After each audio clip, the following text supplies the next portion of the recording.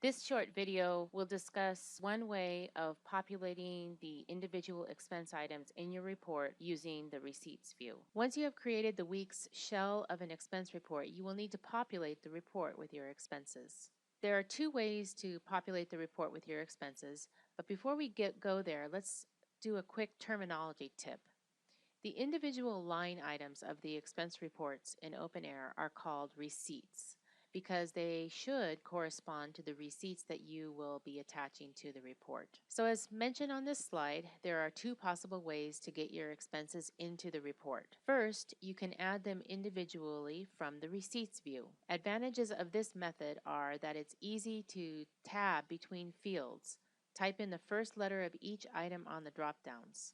Receipts view is good for the one-off expenses such as airfare, lodging, conference registrations, technology, or connectivity allowances. You will also need to use the receipts view in order to upload attachments for your expense report. Now for our demo, you are already inside the expense report, so you are going to create a new receipt using our friend the big green button. Note that I am tabbing and typing in a letter to pull up the expense item.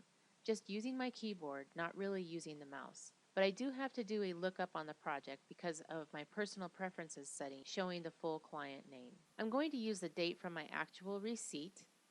Quantity will always be 1 and you will enter the price. Notice that there is no amount field in this view. You will see why that is important later when we get into the other way to add expense items into your report. And then I'm going to type in my notes to document the expense. I can add my attachments using this view and save. This slide is a side-by-side comparison of the two ways that you can get your individual expenses into your expense reports in OpenAir and the strengths and weaknesses of both.